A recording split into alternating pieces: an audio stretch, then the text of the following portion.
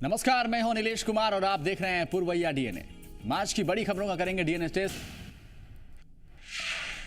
PMCH के अधीक्षक के निलंबन और 7 डॉक्टरों के तबादले के मामले पर बिहार में सरकार और बासा आमने सामने। सीएम जीतन राम मांझी अपने फैसले को जायज कह रहे हैं। वहीं आईएमए और बासा ने पीएमसीएच के अधीक्षक का निलंबन वापस लेने और 7 डॉक्टरों के तबादले पर रोक लगाने की मांग की है। साथ ही चेतावनी भी दी है कि अगर उनकी अपील को नहीं माना जाता तो वो कड़े कदम उठाने को बाध्य होंगे। स्थिति देखिए। कुछ आप लोगों की बात, विरोधियों की बात को भी देखना पड़ता है। अब विरोधी की बात है, अब कहते हैं कि अरेस्ट कीजिए, हैं? तो कहने का गरज ये है कि वो क्या कहेंगे क्या न कहेंगे उससे मतलब नहीं। हम लोगों का नॉर्मल काम है, हिसाब से जनहित में करेंगे। प्रशासन के हित में भी, प्रशासन के लोग दूसरे नहीं हैं।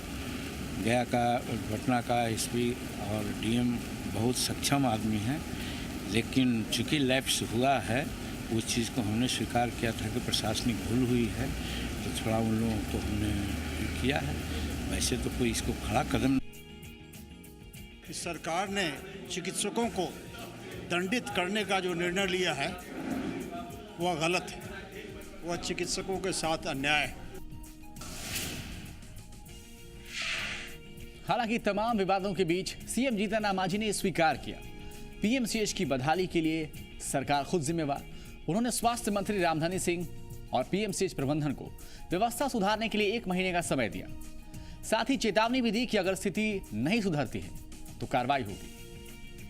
जवाबदेही तो मेरी है, मंत्री कौन होते हैं? मुख्यमंत्री के नाते मेरी जवाबदेही है, मैं ओन करता हूँ। और इसी जवाबदेही को लेकर के हमने ऐसा बात किया है और उनको लेसन देने के लिए कि आप कम से कम सुधरिए। मौका दिया है 1 महीना का, और फिर एक बार हम वहाँ विजिट करेंगे, देखेंगे क्या परिस्थिति है, सुधार का काम।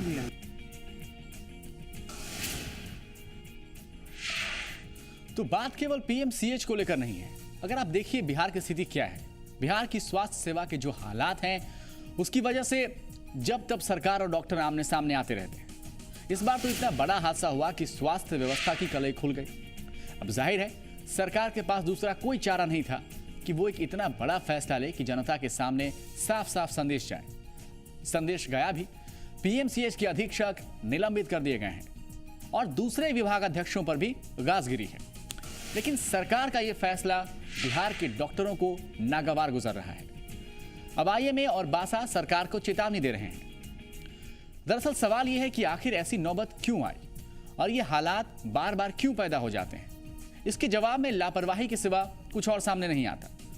सरकार की स्वास्थ्य नीतियां चाहे कितनी भी माकूल हो, जमीन पर उतरती दिखती नहीं है। रोजाना हमारे सामने ऐसी हकीकत आती है, सरकारी अस्पतालों और पीएचसी में बुनियादी सुविधाएं नहीं दिखती और बीमार मरीज कराने को मजबूर दिखते हैं, जबकि डॉक्टर्स सरकार की स्वास्थ्य एजेंसियों पर जिम्मेवारी मढ़कर अपना पल्ला झाड़ लेते हैं।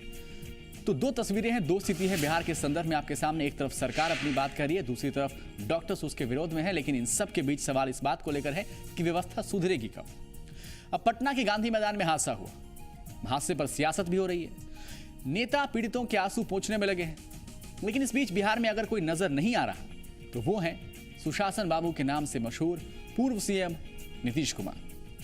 हादसे के बाद नीतीश कुमार कहां है, इस पर विरोधी सवाल पूछ रहे हैं। देखिए।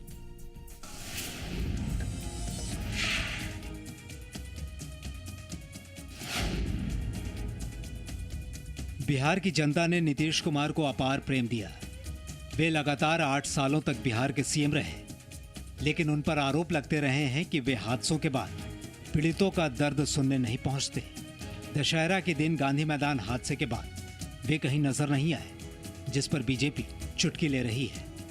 गंभीर रूप से घायल होते हैं या जो जिनकी मृत्यु होती है उनके परिजनों से मिलने के लिए नहीं जाते हैं, तो ये एक बहुत दुखद बात है।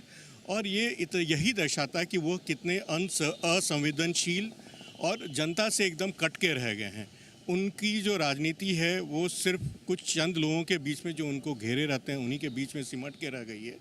और उनकी पार्टी का धीरे धीरे जो आधार है, जो अनाधार है, वो धीरे धीरे सिमटते जा रहा है। ये लोकसभा चुनाव में भी दिखा। बीजेपी का ये सवाल सियासी लगता है, लेकिन कुछ हद तक सही भी लगता है, क्योंकि मशरक मिड डे मील हादसा, फारबिसगंज गोलीकांड मधुबनी गोलीकांड, साल 2012 में छठ हादसा और इंसेफेलाइटिस से बच्चों की मौत। इन तमाम घटनाओं और आपदा के दौरान नीतीश कुमार पीड़ितों का दर्द बांटने उन तक पहुंचे नहीं। हालांकि इस मामले में जेडीयू नीतीश कुमार का बचाव कर रही है। जनता की अदालत में जाने से इनसे बड़ा पैमाना किसी के पास है क्या? जनता का दरबार जानते थे, जो सुशील मोदी जी हटने के बाद भी दरबार लगा रहे हैं। विकास यात्रा, प्रवास यात्रा, ये तमाम चीज़ें क्या था? जनता से सीधा संवाद। जब घटना होती हो तो तुरंत सरकार का दायित्व होता है, उसका निर्वहन किया जाना आवश्यक होता है। उस पीड़ित पक्ष को कोई असुविधा नहीं हो, जो घायल लोग हैं उनका समुचित इलाज हो, उसका बेहतर प्रबंधन हो, उनके घाव पर मरहम लगे। लेकिन कुछ लोग को सियासत करना होता है। वैसे जेडीयू के बचाव को तो समझा जा सकता है, लेकिन कांग्रेस के सामने गठबंधन की मजबूरी है, लिहाजा वो भी खुलकर कुछ नहीं बोल रही। ये काम देखना जनता का है कि उनका नेता जाता है, नहीं जाता है, नहीं जाते हुए कितना इफेक्टिव है, जा करके कितना इफेक्टिव है, ये सब बात देखना जनता का है। और जो आदमी नहीं जाता है, जो नेता नहीं जाते हैं, ये उनका ये सही उत्तर ये दे पाएंगे। कोई दूसरा लीडर किसी के ऊपर कमेंट करे उसके बिहेवियर पर, उसके एटीट्यूड पर, ये सही नहीं है। नीतीश कुमार लगातार 8 साल तक बिहार के सीएम रहे, साथ ही वे अगली बार सीएम पद के मजबूत दावेदार भी हैं। लेकिन इसके बाद भी दुख के समय उनका जनता से दूरी बनाए रखना कितना जायज है, इसका जवाब नीतीश कुमार ही दे सकते हैं। आनंद अमृतराज, जी मीडिया, पटना। जी हाँ, तो सबसे बड़ा सवाल इस बात को लेकर उठ रहा है कि नीतीश कुमार का जो कनेक्शन लोगों से था वो है या नहीं है। नीतीश कुमार के मन में चल क्या रहा है? नीतीश कुमार लगातार 8 सालों तक बिहार के सीएम रहे। इस दौरान कई घटनाएं हुई, लेकिन नीतीश कुमार शायद ही कहीं नजर आए, शायद ही उन्होंने पीड़ितों के आंसू पोंछे हों। गांधी मैदान हादसे के बाद नीतीश की चुप्पी पर बीजेपी चुटकी ले रही है, लेकिन नीतीश कुमार की पार्टी और कांग्रेस उनका बचाव कर रही है। जेडीयू के तमाम नेता पीड़ितों से मिल रहे हैं, मदद का भरोसा भी दे रहे हैं। सवाल यह है कि जब जेडीयू के दूसरे नेता पीड़ितों से मिल रहे हैं तो नीतीश कुमार क्यों नहीं? क्या नीतीश कुमार को जनता के दुख दर्द का इल्म नहीं है या कुछ और इसके पीछे वजह है? अगर है तो वो हादसों के बाद सामने क्यों नहीं आते हैं? क्या इसकी बड़ी वजह एक ये भी हो सकती है कि सरकार कहीं न कहीं कटघरे में है, सरकार पर सवालिया निशान है, व्यवस्था पर सवालिया निशान है और नीतीश उन सवालों से सीधे सीधे सामना करने से बचने की कोशिश कर रहे हैं, या फिर उनके पास कोई मुकम्मल जवाब नहीं है? ये तमाम सवाल अपनी जगह पर बने हुए हैं। छोटा सा ब्रेक ले रहे हैं, हाजिर होते हैं।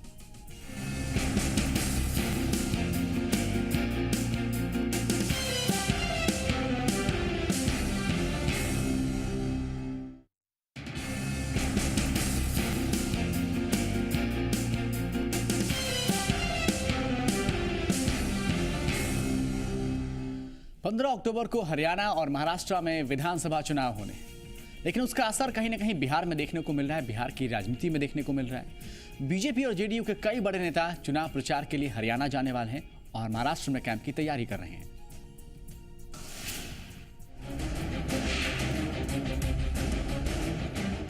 महाराष्ट्र और हरियाणा में होने जा रहे विधानसभा चुनाव बिहार के नेताओं के लिए साख की लड़ाई बन चुके हैं। बीजेपी ने महाराष्ट्र में रह रहे बिहार के लोगों का वोट अपनी तरफ करने के लिए पूरी ताकत झोंक दी है। बिहार के बीजेपी नेता महाराष्ट्र जाकर चुनाव प्रचार कर रहे हैं। बहुत पुरानी परंपरा रही है बीजेपी में या कांग्रेस में भी ये होता होगा, जितनी भी कि जब कोई बड़ा चुनाव होता है तो दूसरे प्रदेशों से लोग आते हैं अभियान में हिस्सा लेने के लिए। ये तो कोई नई बात नहीं है। बीजेपी चूंकि एक राष्ट्रीय दल है और एक काडर वाली पार्टी है, तो हमेशा हर चुनाव में दूसरे राज्यों से भी लोग जाते रहें, ये एक परंपरा रही है। दूसरी ओर कांग्रेस बीजेपी की इस कवायद को बिहार उपचुनाव के बाद की बौखलाहट करार दे रही है। पार्टी का कहना है कि बीजेपी अपने वादे पर खरी नहीं उतरी और अब अपना चेहरा छिपाने की कोशिश कर रही है। देखिए, वो आदमी जान जी से लगे हुए हैं कि हमारा बाय इलेक्शन में जो रिजल्ट आया है कहीं वही रिजल्ट कहीं नमूना न हो, इसलिए वो चाहते हैं कि हमारा जो हुआ है पार्लियामेंट का वह बरकरार रहे। तो हम समझते हैं कि उसके लिए वो जान जी लगाए हुए हैं। इस रेस में बिहार के पूर्व मुख्यमंत्री नीतीश कुमार भला कहाँ पीछे रहने वाले थे। जेडीयू ने हरियाणा विधानसभा चुनाव में चौटाला को समर्थन देने का फैसला किया है। जेडीयू का कहना है कि सांप्रदायिक ताकतों को बढ़ने से रोकने के लिए वो किसी भी हद तक जा सकता है। अब विभिन्न राज्यों के अंदर में विधानसभा चुनाव हो रहा है। हम तो एक क्षेत्रीय दल है, हमारी एक सीमित भूमिका है। लेकिन जहाँ जनता परिवार के लोग हमारे कुछ ताकतवर हैं तो उनको ताकत देने का हम काम करेंगे। चुनाव भले ही बिहार की सीमा से बाहर हो रहे हैं, लेकिन उसकी आंच और उसका प्रभाव बिहार की राजनीति में दूर तक असर डालेगा। ब्रिजमोहन पांडे, जी मीडिया, पटना।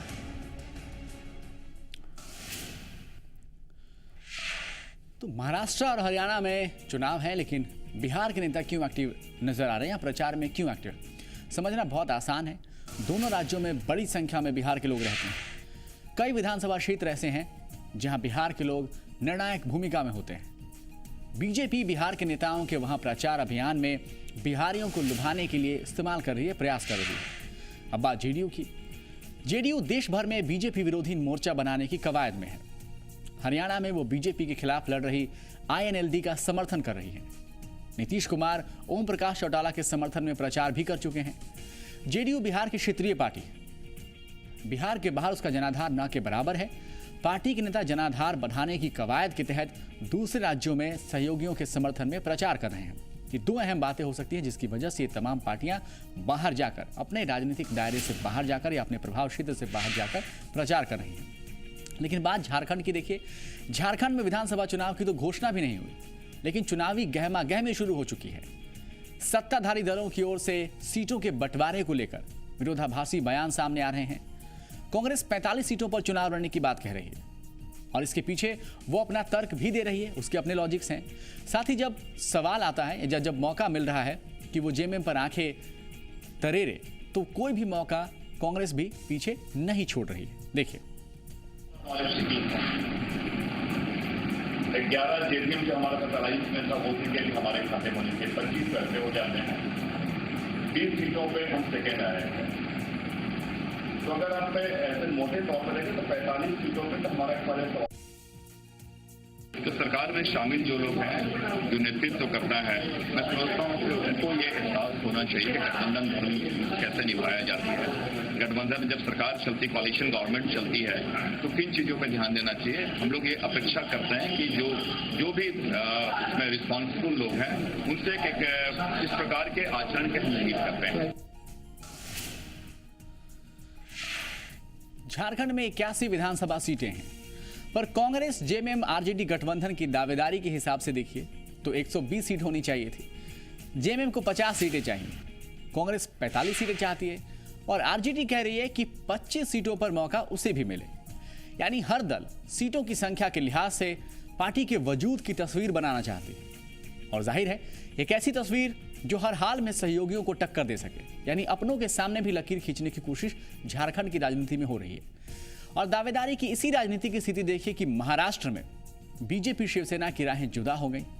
बाला साहब और अटल बिहारी वाजपेयी के संबंधों पर नरेंद्र मोदी और उद्धव ठाकरे की दावेदारी ने टूट की मुहर लगा दी और हालात कमोबेश झारखंड में भी यही हैं। 1972 में शिबू सोरेन इंदिरा गांधी के संपर्क में आए, करीब आए। कुछ समय बीजेपी के साथ छोड़ दें तो ज्यादातर समय जेएमएम की कांग्रेस से नजदीकियां रहीं। पर आज मामला छोटे भाई बड़े भाई की भूमिका तय करने को लेकर फंस चुका है। दरअसल कांग्रेस जिन 45 सीटों पर दावेदारी पेश कर रही है उसकी वजह है पिछला विधानसभा चुनाव परिणाम। पिछले चुनाव के रिजल्ट को याद करें तो कांग्रेस को 14 सीटें मिली थी और 20 सीटें ऐसी थी देखिए जहां पर कांग्रेस दूसरे स्थान पर थी, सेकंड पोजीशन पर थी।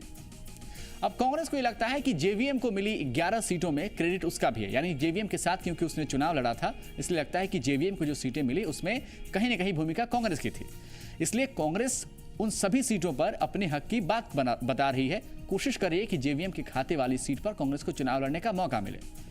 पर जेएमएम को लगता है, झारखंड मुक्ति मोर्चा को लगता है कि बागडोर उसी के हाथ में रहे, बात चाहे गठबंधन के बागडोर की हो या सरकार के बागडोर की। इसकी एक महत्वपूर्ण वजह यह भी है, लोकसभा चुनाव में मोदी की जीत ने कहीं ना कहीं हेमंत सोरेन के लिए संजीवनी का काम किया। 2 सीटें जीतने के बाद जेएमएम एक्शन में आया और कांग्रेस के साथ चलने वाले बयान से लेकर अब अपनी शर्त रखने तक की स्थिति में जेएमएम पहुंच चुका है। पर सवाल आरजेडी को लेकर, आरजेडी की दावेदारी का मतलब क्या है? दरअसल आरजेडी का रुख हेमंत सरकार के लिए बहुत नरम कभी नहीं रहा। नाराजगी इतनी रही कि कांग्रेस को गठबंधन से अलग होने की नसीहत भी पार्टी दे चुकी है। पर सबसे बड़ा सवाल दावेदारी के संदेश को लेकर है, क्योंकि हर पार्टी अपने हिसाब से दावेदारी कर रही है और गठबंधन में जाने की बात भी कह रही है। दरअसल हर पार्टी चुनाव से पहले कार्यकर्ताओं तक ये संदेश पहुंचाना चाह रही है कि वो सक्रिय है, सक्रिय रहें। इसलिए बात संख्या पर जो भी हो, बात संख्या पर जो भी बने, पर समीकरण को लेकर बयानबाजी जारी रहेगी। फिलहाल एक छोटा सा ब्रेक ले रहे हैं, हाजिर होते हैं।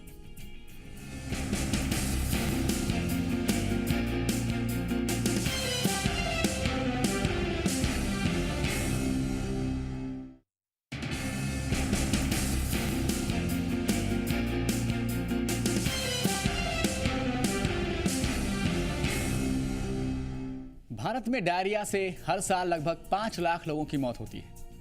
सबसे ज्यादा उत्तर प्रदेश में 45,000 और उसके बाद अगर कोई राज्य है तो बिहार में लगभग 40,000 लोग डायरिया के कारण असमय काल के गाल में समा जाते हैं।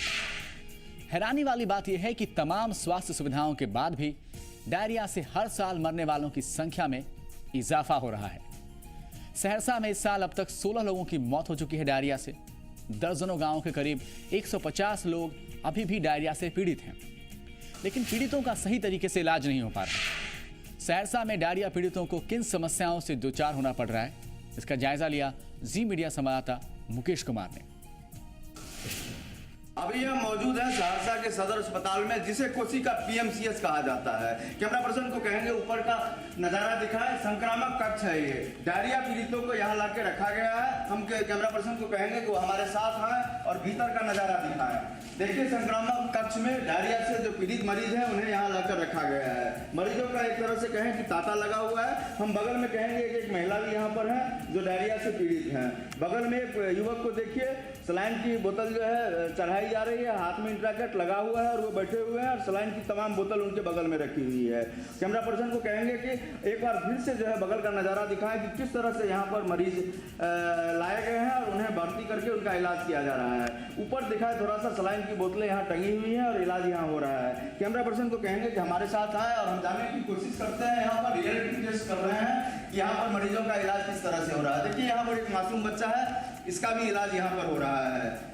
नौनिहाल है, छोटा सा बच्चा है, सलाइन की बोतल लगी हुई है, इसको हाथ में दिखाया इंट्राकेट लगा हुआ है और सलाइन की बोतल चढ़ाई जा रही है। उनके परिजन यहाँ पर हैं, चाहेंगे उनसे बात करें।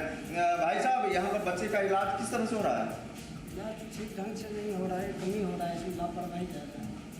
लापरवाही हो रही है ना? क्या लगता है, ऐसे में बच्चा का इलाज जो है ठीक से नहीं हो रहा है तो क्या बच्चे की जिंदगी बचेगी? नहीं, देखिए ना, तो 15 घंटा हो चुका है, बच्चा को जो है ना कुछ फर्क नहीं पड़ रहा है, कोई असर नहीं। कोई असर नहीं। डॉक्टर आ रहे हैं? डॉक्टर इमरजेंसी में थे अभी तक यहाँ भेजा गया इस वार्ड में, अभी तक डॉक्टर तो नहीं आया। कंप्यूटर साहब लगा गया पानी, डॉक्टर साहब नहीं है। डॉक्टर साहब नहीं आया।